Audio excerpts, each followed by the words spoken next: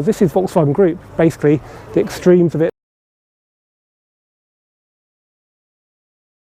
Hello guys and welcome back to the Volks Wizard channel. Today's video is a long overdue update on Project Corrado. Yes, it's still here. Admittedly, it's been on the back burner during the summer because I've been somewhat distracted by my project house.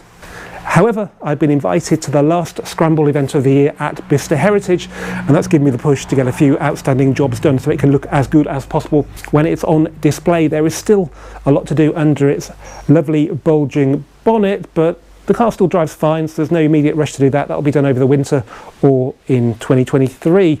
Today though, we're going to refit the sunroof trim panel, which I took off when I repaired the sunroof, and I've never put it back on properly. It's been retrimmed.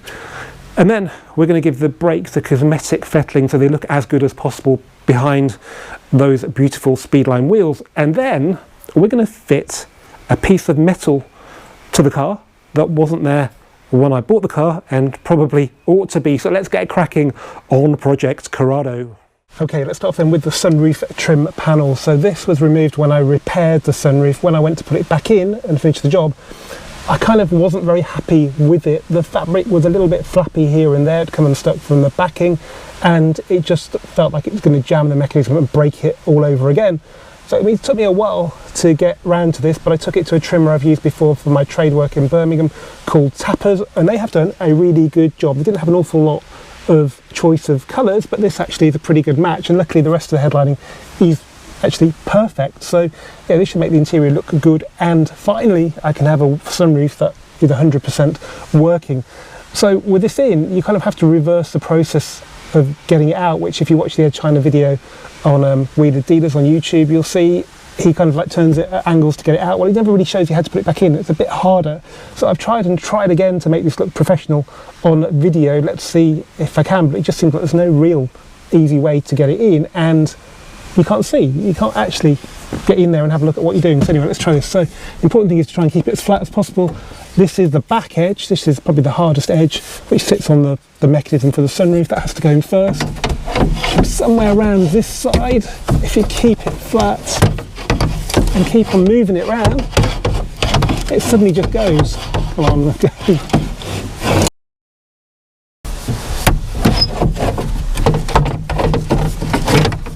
Right, it is now in position.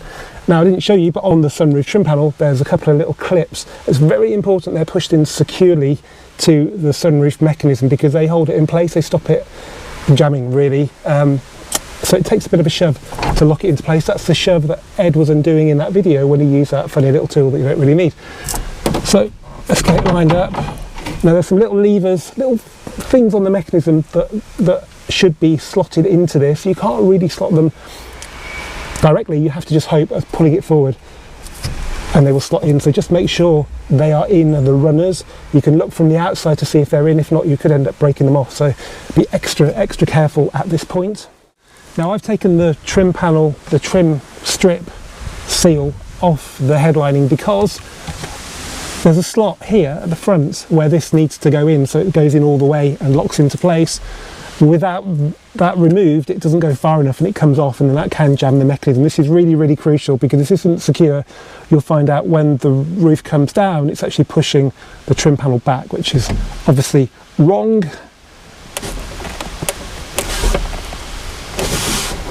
So make sure you push it evenly left and right as well. And there we go. That's nice and snug. Now, let's try it. Don't need the immobiliser working, so yeah, better plug it in right. This is sunroof. Okay, so the roof's up, so we want it down, which is close.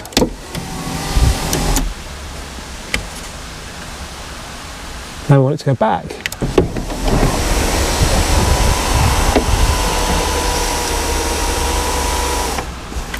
Happiness is a working Corrado sunroof. Okay guys, now the brake discs, they've got a little bit of rust on them on the bell, which doesn't look very good. If I had more time I'd actually paint them, but all we're going to do today is get rid of that rust with this wire brush. They're actually zero cost and they should look a lot better. So let's just get the wheel off.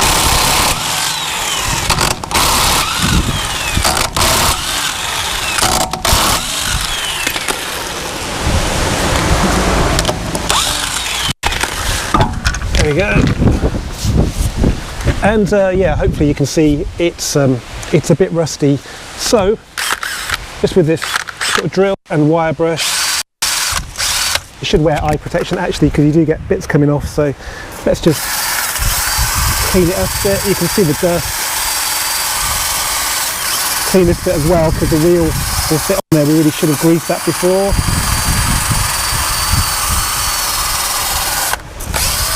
If you've got the handbrake off, you can just move it around like that.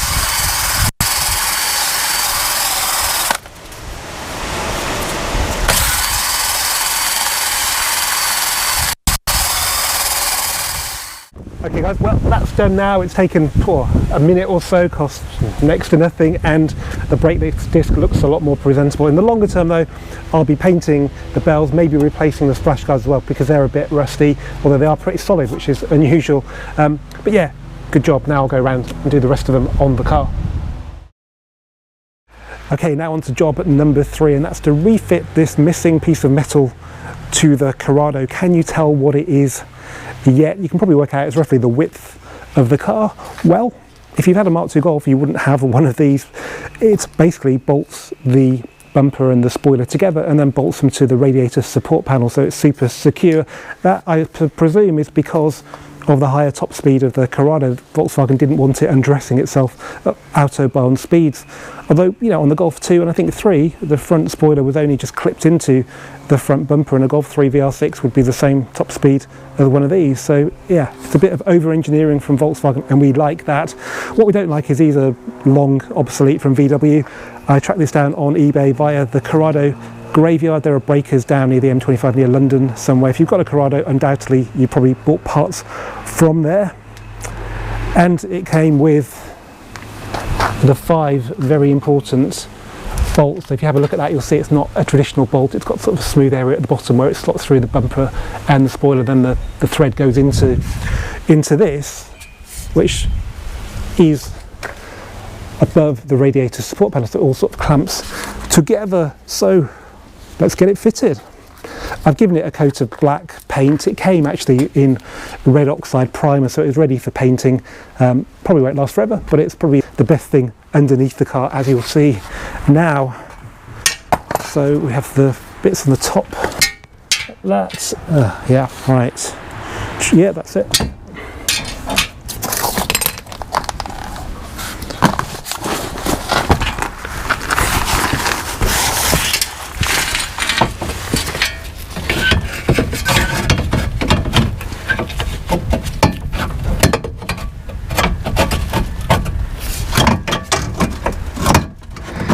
I just need to slot it into the holes that are in the radiator support panel.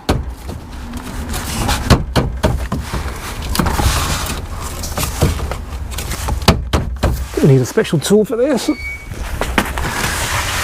a rubber mallet.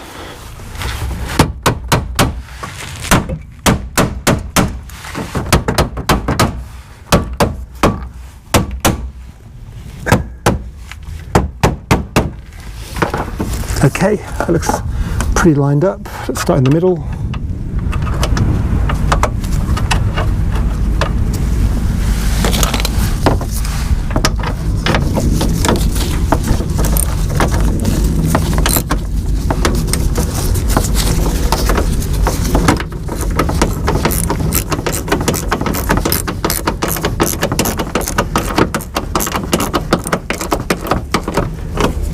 And one done.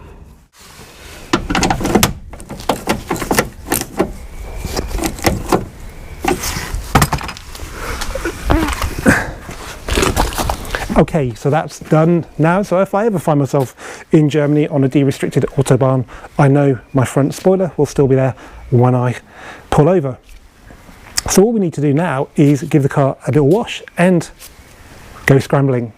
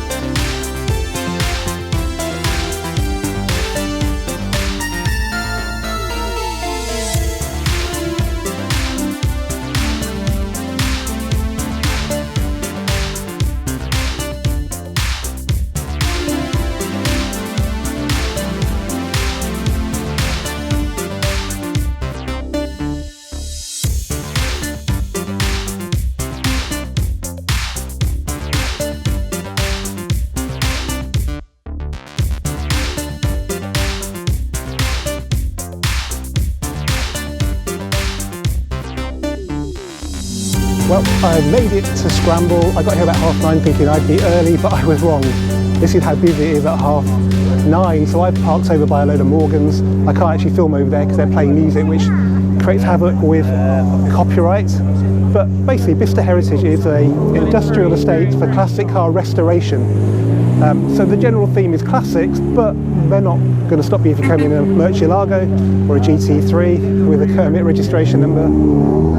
So it's a really eclectic mix, and it's a really good atmosphere. It's about £16 plus the booking fee to come here. We've even got a Ford Fiesta, so there we go, a GT3 and a Ford Fiesta Ghia, Lotus, Triumph, MG. I think it's best if I give you a fast forward tour of this Scramble event here at Bicester Heritage.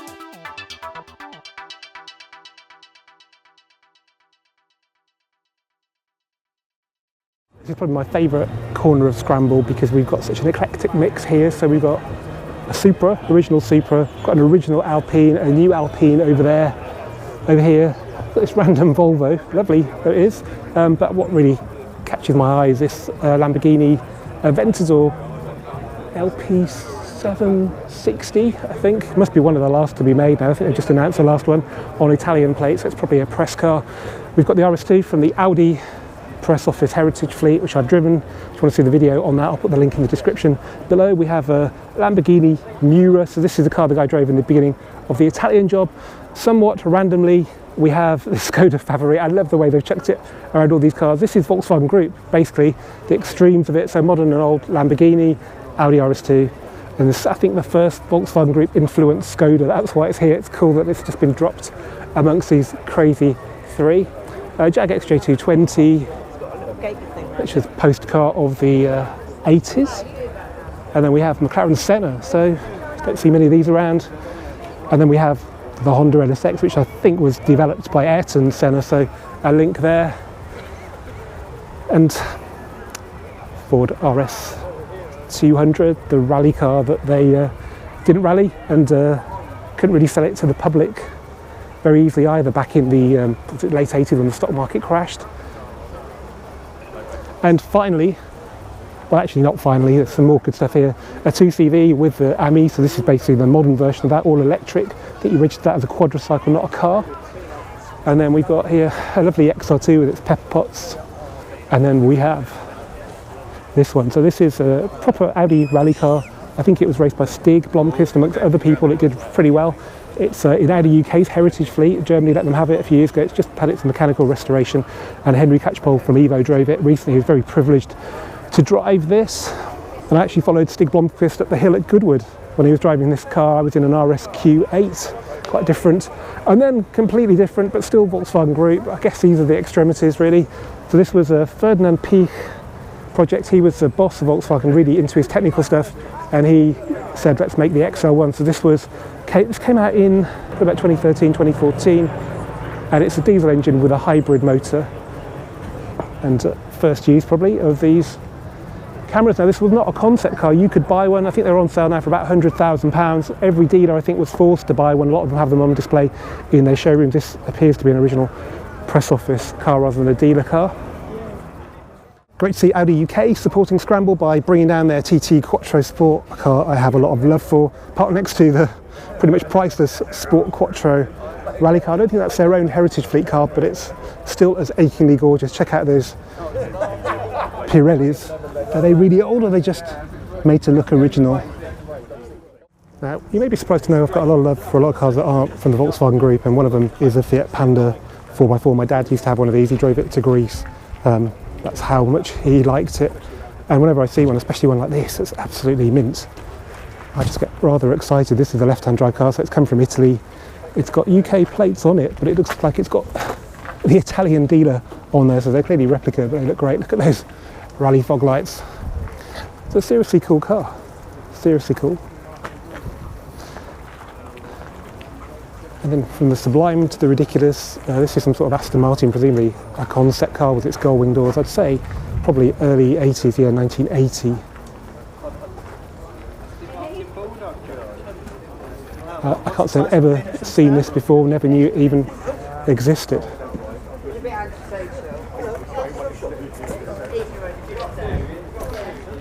Under the bonnet, or at the back here, wow, that's mid-engine then I guess, with the gearbox down here. We've got a V8 of some sort.